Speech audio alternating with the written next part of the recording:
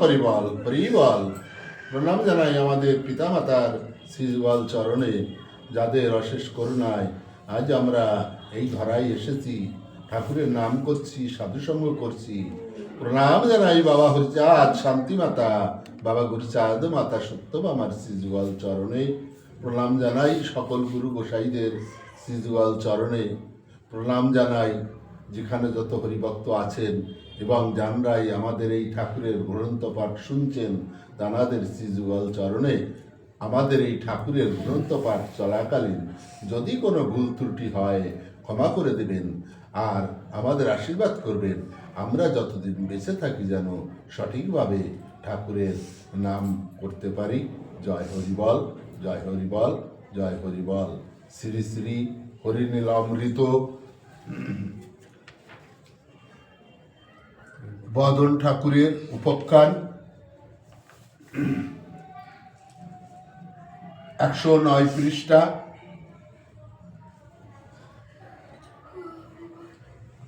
তাহলে আমরা এর আগে পড়েছিলাম এই বদনের যে আজ্ঞা, মানে যখন বদন ঠাকুরকে ভালো করলো সেই থেকে বদন ঠাকুর ছাড়া কিছু চিনত না। এই বদন যা বলতো কথার অগ্রে বলতো হরি, হরি বিনে ওর মুখ দিয়ে কোনো কথা হতো না। তাহলে এখানে কি বলেছে ঠাকুর? বদনকে বলছে যে তোমার কোনো ভয় নাই, আজ থেকে আমার তোমার দেহ এক দেহ, এক দেহ। তাহলে ঠাকুরের আজ্ঞা শুনি বদন উঠিল, ঘুরে ফিরে নাচে জানো মাত্র মাতুয়াল। চরণ চঞ্চল চিত্র স্থির নাহি হয়, হরি হরি হরি বলে দৌড়াইয়ে বেড়ায়। হরি বলি যায় চলি নামে করি ভর, মুখ ফিরে যায় বাম স্কন্দের উপর। এই যে আমরা মাতাম দিই, বাম স্কন্দ কোনটা? ওই তাহলে আমরা যাওয়ার কীর্তন দিই, হরি বল বলি, হরি হরি বল হরি বল, তা মুখ বাম স্কন্দের পরে যায় না? তাই এখানে বলছে বদন যখন হরিনাম করত তখন বদনের মুখ বাম স্কন্দের পরে চলে যেত। তাই এখানে এই কথা বলছি। মহাবেগে চলে যেন সিংহের সমান, হরিনাম কান্ত কান্ত নাই যথা তথা যান। মানে বদন মহাবেগে চলত। হরি ভক্ত সিংহ শাবক, সিংহের মতো বল ওদের গায়ে থাকবে, সিংহের মতো শক্তি ওদের থাকবে, সিংহের মতো গর্জন ওরা করবে। এটাই হয়েছে হরি ভক্ত।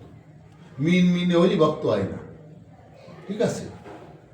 তাই দেখো উচ্চস্বরে বাহু তুলে হরিনাম করার নিয়ম। উচ্চস্বর মানে খুব জোরে, ঠিক আছে?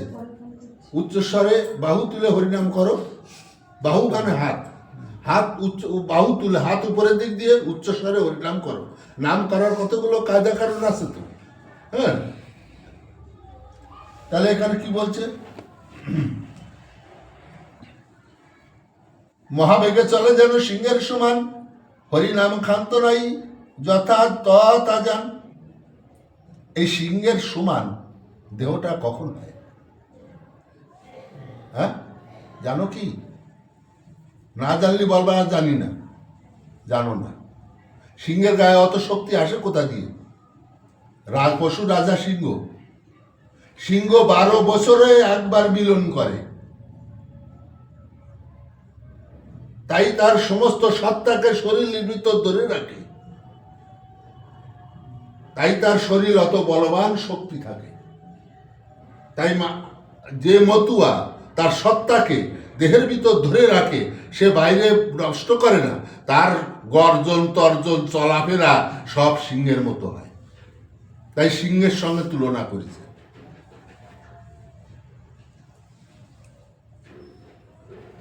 ক্ষণেক বিপথে যান ক্ষণেক পথে আসে, ভুজঙ্গ গো মন যেন বক্র ভাবে মিশে। মানে কীর্তন করতো, খড়েরটাই করছে, খড়েরটা পিছাচ্ছে, খড়েরটাই করছে, খড়েরটা পিছাচ্ছে, এইভাবে বদল হরিনাম। অলসতে চলি কবু করিত না করিত শয়ন, ঈশ্বর আবেশ নিদ্রা চেতন জীবন। মানে ও ঘুমালো, ওর চেতনা থাকতো হরিনাম। ঈশ্বর নিদ্রা পূর্ণ আখি করিত বিশ্রাম, তার মধ্যে হরিনাম নাহি বিরাম। ঘুমাতো, বিশ্রাম করত, কিন্তু হরিনাম কোনো সময় বন্ধ হতো না এই বদনের মধ্যে। তা সেই বদনকে ঠাকুর কেন বলবে না যে আজ হতে তোমা দেহ আমা দেহ এক দেহ। হরি হরি বলে যাবে করিত ভোজন, মন্ত্র বলে হরি বলে আত্মনিবেদন। ওই জন্যই বলি সবাই যা কিছুই খাও, খাওয়ার আগে অন্তত একটু ঠাকুরের নামে নিবেদন করো। বেশি তোমার তো এখানে মন্ত্র নেই, ওটাও খাও, খাচ্ছি আমি, এই তো ঠাকুর খাও, ঠাকুর খাই, আমি খাচ্ছি। তোমার তো মনে মনে স্মরণ করলেও হয়ে যাবে। লোকের মধ্যে আছে, লোক তোমার লজ্জা লাগা, তাতে কি হয়েছে?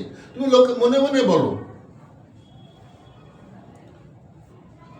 হরি জল খাবো বলে দাও, বলে ডাকে ভুলে ভোজনে দ্রব্য তুলে দেয় মুখে। হরি জল খাবো বলে দাও, বলে বলে ডাকে ভুলে ভোজনে দ্রব্য তুলে দেয় মুখে।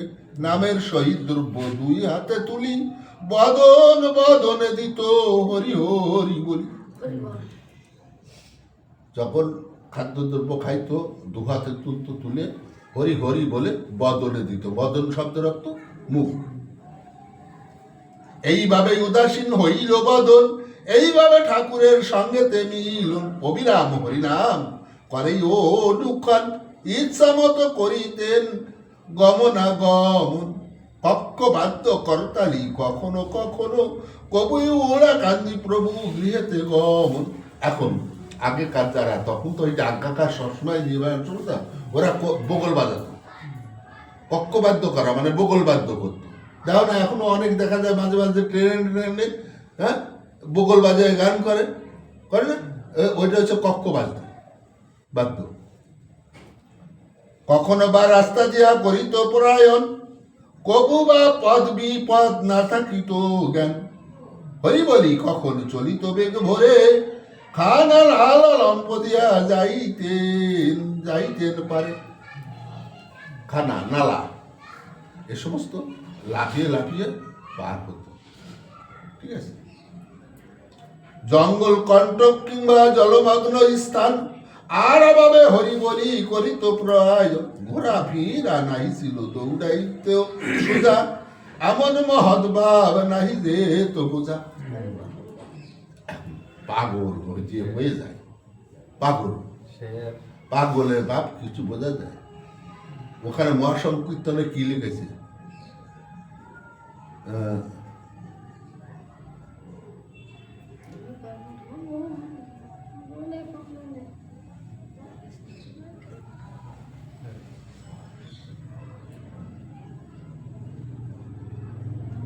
সর্বক্ষণ বলে হরি নাহিক বিশ্রাম, নাহিক কান্ত অভিশান্ত করে হরিনাম। ব্যাধিযুক্ত কেহ যদি হয়ে নিরুপায়, কাঁদিয়া ধরিত গিয়ে বদনের পায়। হরিসার বলিয়া দিতেন আজ্ঞা করে, অমনি সারিত ব্যাধি আজ্ঞায় অনুসারে। ও মহাসংকীর্তনে একটা গান আছে, দেখবে, দেখে সেই পাগলের কাজ। হ্যাঁ,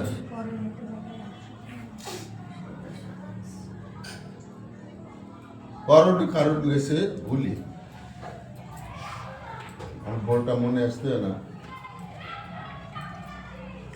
তার মানে এই যত রোগ যুক্ত ভক্ত লোক যারা ছিল, তারা বদনের কাছে যে কাকতি মিনতি করলে এই বদনের মুখের কথায় তাদের রোগ মুক্ত হয়ে যেত।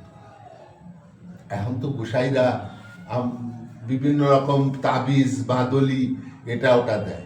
এই সময় ভক্তরা ওই তাবিজ মাদলি দিত না, হরি নামের দুহাই দিত। হরি নামের দুহাই দিলে রোগ আর কারো থাকতো না। হরি বল হরি বল হরি বল। বদন শুভাখ্যান শুনে সেই লোক শ্রবণেতে মহাসুখ বিজয়ী তিলোক। এই বদনের উপখ্যানটা যারা শোনে তাদের শ্রবণেতে মহাসুখ বিজয়ী তিলক। তিলক বিজয়ী বলেন না, তিলক বিজয়ী রাজা মানে তিলকের যত রাজ্য আছে সব ওই রাজা জয় করলি তাকে বলে তিলক বিজয়ী রাজা। ও দেখে সেই রসরাজ পাগলের কাজ করণ কারণ গেছে বলে। তাহলে পাগলের কাজ দেখে রসরাজ কিনা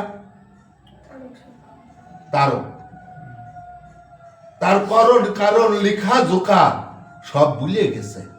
তা পাগল যখন হয়, এই বদন পাগল হয়েছিল ওই নামে, তা পাগল যখন হয় তখন তার কাছে করণ কারণ সন্ধ্যা আন্নি অমুক তমুক নিয়ম কানুন এ কিছু থাকে না। পাগল কখন হয়? অজ্ঞান যাবে, সজ্ঞান যাবে, বাহ্য গান সব পড়ে রবে, এই দশা তোর যখন হবে চিদানন্দে উঠবে নিশান।